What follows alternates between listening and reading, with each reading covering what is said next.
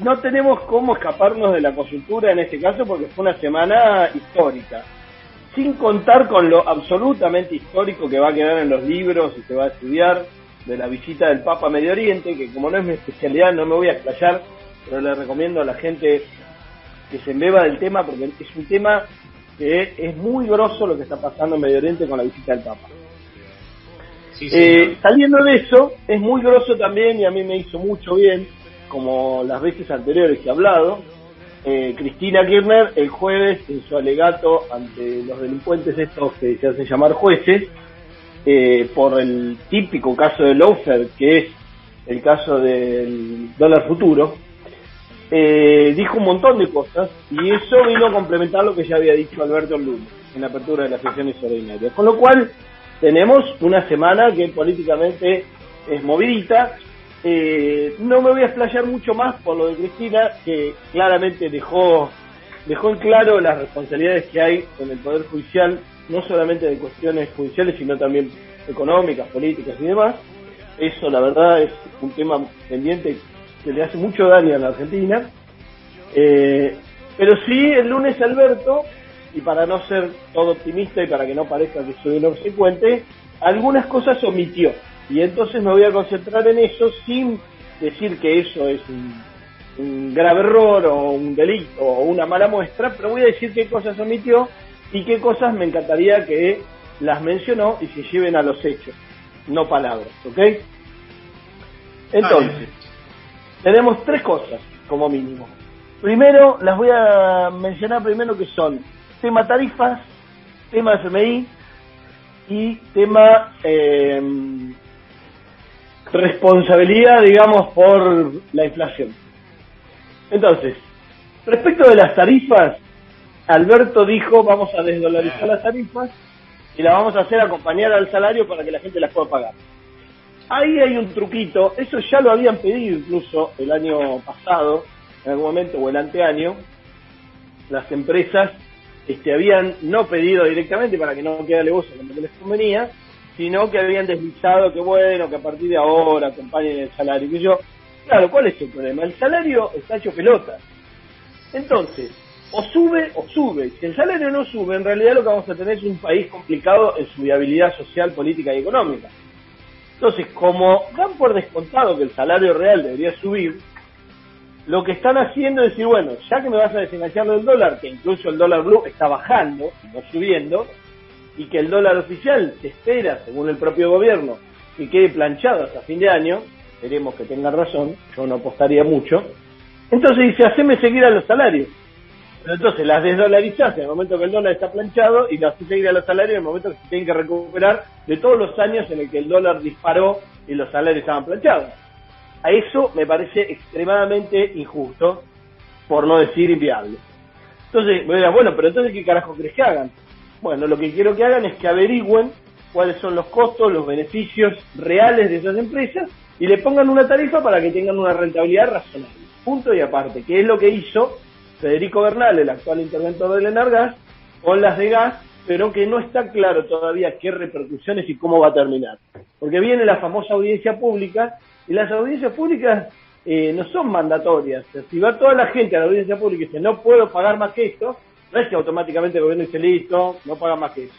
Es orientativo, ¿correcto? Sí, es orientativo, pero puede ser, realmente, si hay una gran movilización popular, puede ser un condicionante para el gobierno, me parece. Sí, no hay duda que es condicionante. El problema es que acá en la negociación del gobierno con las empresas, o a alguien le cabe duda que la gente no quiere que lo aumenten y que las pymes tampoco pueden pagarlo. Entonces, la pregunta del millón es ¿qué va a hacer el gobierno?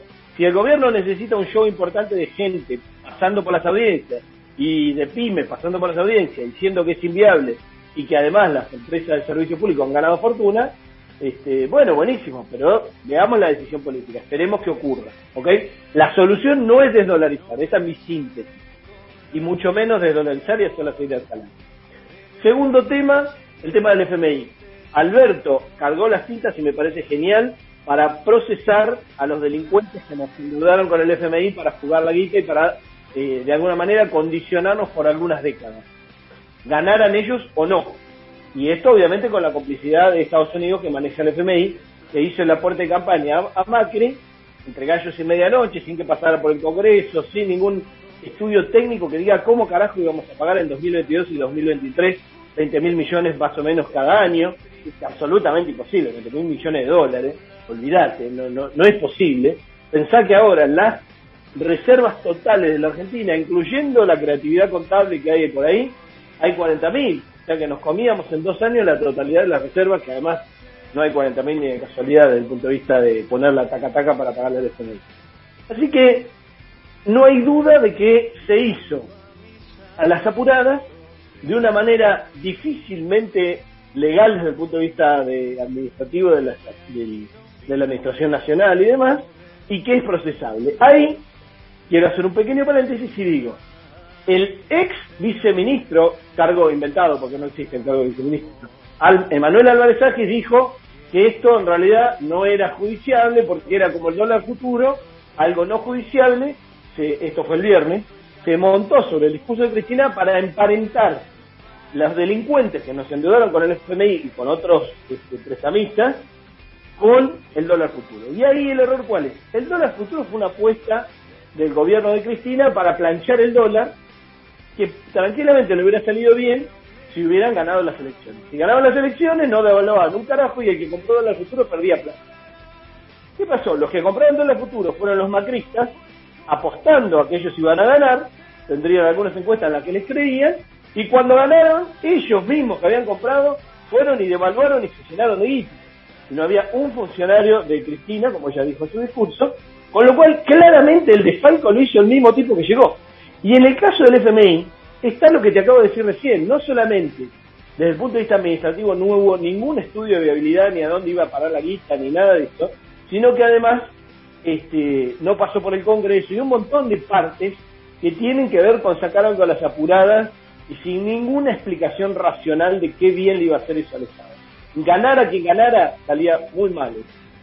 Y eso además de otros casos en los cuales Caputo, por ejemplo, me acuerdo que sacó una licitación para Pinkerton y otro fondo buitre que duró media hora, de 12 a 12 y media al mediodía, consiguió 2.000 millones de dólares que supuestamente estaban en pesos y que en realidad eran pesos con cláusula dólar de la zaraza y son los que el año pasado estaban presionando para salir y llevaron el blue, entre otros, a casi 200 mangos. Hasta que fue Guzmán y les dio bonos dólar link, o sea, linkeados al dólar. Esos tipos entraron con Caputo en un pliego de condiciones que nunca se pudo conseguir, ni yo ni ninguno de mis amigos y conocidos, y que entraron también entre gallo y medianoche. Por eso Caputo festejó el arreglo de la deuda privada. ¿Me seguís, Nico? Sí, hasta ahí te sigo. Entonces tenemos FMI, tenemos tarifas y nos queda lo más importante, queda precio. Alberto en el discurso dejó bastante claro que evidentemente el pacto de caballeros y las listas de precios máximos no están funcionando para controlar los precios, lo cual se ha visto en enero, que fue 4%, febrero se estima entre 3, 3,5%, que no es poco, porque acordate que para llegar al 29 que pide el gobierno para todo el año, que espera, que le dice a los gremios que va a ocurrir, tenés que tener 2,2 por mes. Si un mes tuviste 4, como tuvimos en enero, ya hay un mes que vamos a tener, un par de meses que tenemos que tener menos de 1, lo cual lo veo complicado. Entonces digo, Alberto, creo que se está dando cuenta que si de acá a octubre a las elecciones no le pone el cascabel al gato a los formadores de precios de la canasta como mínimo alimentaria, vamos a tener un problema electoral grave, cosa que espero que no ocurra, porque espero que a este gobierno le vaya muy bien, que tenga mayoría en el Congreso y que demos vuelta a todas las cosas que hay que dar bien. Sí, entre las cosas que dijo Alberto, que era que el acuerdo con el fondo no era algo que había que hacer rápidamente, que no había que apurarse y que había que ponerlo dentro del marco también de la denuncia esta por el manejo fraudulento de la gestión Macri. Claro, pero ahí tenés un problema. Alberto confía en que el fondo haga un mea culpa, que aparentemente lo estaría haciendo, una investigación interna y demás, cosa que hizo respecto de su rol en la Argentina en la convertibilidad y en el 2001, y salió bastante lavadito, con mucha chacola, parece muchacho, que no miraron bien las planillitas de Excel, qué sé yo, pero ahí, olvídate, es lo mismo que me parece bastante entre inocente y una expresión de deseo media volátil, pensar que la justicia se va a autodepurar. Entonces, pensar que la justicia se va a autodepurar es tan inocente como pensar que el FMI va a hacer cosas fuerte respecto a una autocrítica. Eso no existe, porque el FMI no es un banco que hay unos analistas que se equivocaron a darle el préstamo. El FMI es un organismo de poder que tiene que responder al poder de Estados Unidos para empujar a sus socios estratégicos o para condicionar a los países y que no hagan lo que quieran, sino lo que te dicta el FMI. Ese es el tema, ¿no? No, estamos de acuerdo. El tema es que lo que yo veo, me pareció importante, que el planteo que hizo Alberto lo haya hecho públicamente en la Asamblea Legislativa como mensaje, porque también es una señal del gobierno, una señal de decir, bueno, está bien, vamos a negociar, pero con estas condiciones. Después podrá salir bien o podrá salir mal, pero hay una intencionalidad por lo menos de empezar a jugar de otra manera. Vamos a ver qué pasa, cómo siguen las presiones de acá a octubre, pero me parece que hay una intencionalidad política de ponerse a discutir. Por eso te decía que en realidad, como dicen los abogados en latín, res non verba, hechos y no palabras. Si Alberto, la mitad de lo que dijo en el discurso se convierte en hechos que de alguna manera muestren un viraje, desde pactos de caballero con los que forman precio, desde el FMI, es el nuevo FMI bueno y cristalina y bla bla bla, a algo que sea un poquito más a cara de perro, con los empresarios formadores de precios monopólicos y con el FMI, que le dio una fuerte campaña récord histórico a Macri para que se quedara, entonces vamos a andar bárbaro. Y efectivamente no tenemos apuro, pero el problema es, no tenemos apuro, pero ¿qué onda mientras tanto con los vencimientos? Pues mientras tanto hay vencimientos y si los vamos pagando tenemos un problemita. Entonces, este año por ahí son menos, no llegan a 1.000 millones. El año que viene es una torta de guita, son 19.000 millones. No llegan a 1.000 millones los pendientes, ¿no? Porque ya estuvieron pagados. Entonces digo, es una coyuntura complicada, pero si efectivamente vamos a empezar a manejar las cosas un poquito más a cara de perro, tenemos un futuro incluso en las elecciones, yo creo que bastante mejor. De hecho, la gente del peronismo y del kirchnerismo y los que han votado al Frente de Todos están mucho más esperanzados que hace un mes, después de esta semana de discurso, ¿no? Sí, yo creo que, por eso te digo, me parece que esta semana entre el discurso de Alberto y Cristina, parte de lo que implica es empezar a marcar la agenda del año del gobierno y a poner un poquito los tapones de punta, lo cual generó toda una expectativa en la militancia y en la gente, sobre todo. Perfecto, entonces lo que espero es que ocurra esos tapones de punta, porque si es solamente palabras y después no ocurren los hechos y terminamos cerrando un acuerdo con el FMI que lo único que logra es un poquito de tiempo y terminamos dándole tarifas a la de servicios públicos que no aumentan 1.500% como en el macrismo, pero sí aumentan 30% y demás, entonces la decepción de la militancia y de la gente puede ser fuerte y de acá a octubre hay que mostrar hechos, no tenés 15 días como para decir no hay tiempo para sacar hechos, ¿entendés? Entonces digo, ojalá que esto se transforme en hechos y por lo tanto en un resultado eleccionario que puede ser muy bueno, pero es un juego al límite, ¿no? Y por otro lado, digo, respecto del FMI, lo que vos tenés que hacer en este tiempo es procesar efectivamente estos tipos, porque el informe del Banco Central con algunas cosas que tienen que ver con la fuga de capitales, con el FMI y demás, está desde julio del año pasado presentado. Desde julio del 2020, entonces digo, ¿qué? ¿Recién ahora se dan cuenta que hay que procesar a los hijos de puta que nos endeudaron con el FMI? Digo, ese es otro tema, ¿no? ¿Por qué ahora? ¿Y por qué hace un año que ya se sabía todo? Bueno, tardó el Banco Central, pero el Banco Central presentó el informe en julio del año pasado. Sí, no, yo creo que van los tiempos políticos en el camino y me parece que, por eso te digo, me parece que de algún modo Alberto está empezando a definir algunas cosas en el momento justo. Después, como le salga, vamos a ver qué pasa. Perfecto, y acompañado además de Cristina, que le está poniendo los puntos a lo peor de la justicia, que evidentemente también tiene consecuencias económicas. Porque el otro tema es, en el mismo discurso de Alberto, y obviamente en el de Cristina, vos estás diciendo, hermano, la justicia está recontrapodrida, especialmente la que tiene que ver con lo federal, con el Estado Nacional y demás. Y al mismo tiempo decís, los voy a mandar a acusar y a procesar a los tipos que nos han endeudado, como sistemáticamente ocurre cada 10, 15, 20 años en la Argentina. ¿En qué basás la idea de que puede ocurrir un procesamiento efectivo si sabés que esa justicia es la justicia de mierda que acaba de describir? ¿Me explico? Ahí es donde también me preocupa, porque ¿qué pasa? Si no los procesan a estos tipos, La próxima vez que venga un gobierno neoliberal, entreguista, derecha, ponerle el nombre que quiera, nos van a volver a endeudar.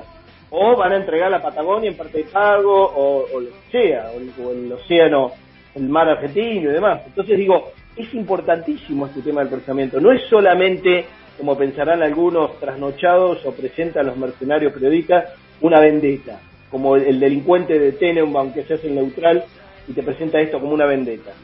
No, esto es un tema de evitar de que en el futuro vuelva a pasar, porque como a Sturzenegger lo sobreseyeron por el 2001, volvió a estar en la entrega del 2018 y en rifar todas las reservas y demás, ¿no?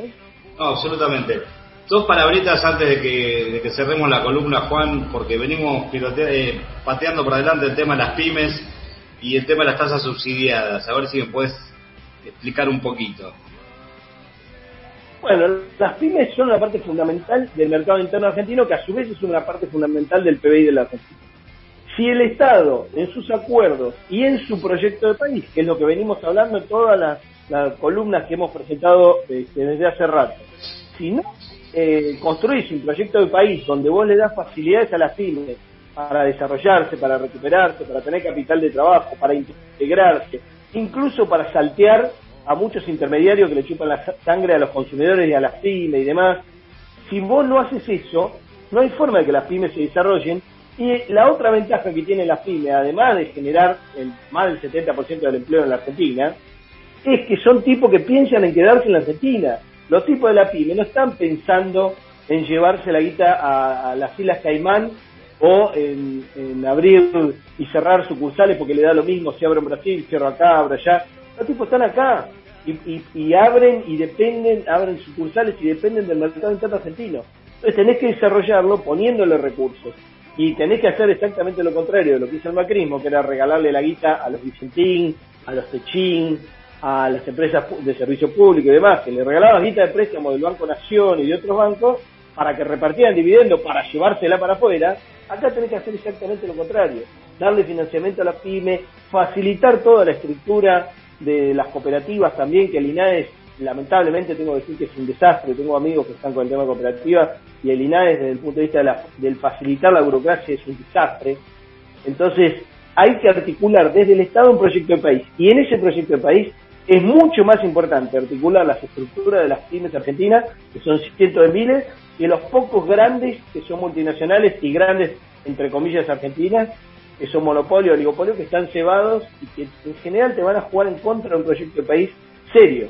A lo sumo van a entrar integrados como proveedores de materias primas o como parte de un eslabón de una cadena, pero no como interlocutores válidos para desarrollar el país. Entonces, las pymes tienen potencial, tienen empleo y tienen la capacidad de quedarse en la Argentina y la voluntad de quedarse en la Argentina. Eso las grandes empresas no lo tienen. Bien. No, ¿y qué pensás de las tasas subsidiadas estas, te decía? Bueno, las tasas que tenés hoy en la Argentina son tasas que están linkeadas o relacionadas con la ley de entidades financieras hecha por Martínez de Oz y que por lo tanto son absolutamente asfixiantes para el sistema productivo y para los consumidores, porque en realidad no están hechas para facilitar la producción, el consumo y demás, sino que están hechas para la timba, para la joda, para la bicicleta. Es obvio que en ese marco el Estado lo que tiene que hacer es bajar la tasa y al mismo tiempo cumplir un rol de intermediar desde el Banco Nación o desde donde sea. Incluso el propio Banco Central puede dar líneas específicas, cosa que ya se hizo con el Bicentenario en la época de Cristina, y darle tasas subsidiadas a las pymes. Pero no tiene que ser en realidad solamente la tasa subsidiada para capital de trabajo, inversión y demás, sino que, como te decía, en el marco de ese proyecto de país que yo te digo, hay que hacer una nueva ley de entidades financieras que no sea la de Martínez de Oz que tenemos desde 1977. Es un delirio. No hay forma de que las pymes tengan una capacidad de usar el sistema financiero, tanto para financiarse como para financiar sus ventas, sus exportaciones y demás, si seguimos con esa ley de entidades financieras de Joe, de Martínez de Oz, hecho y estudiado en Chicago.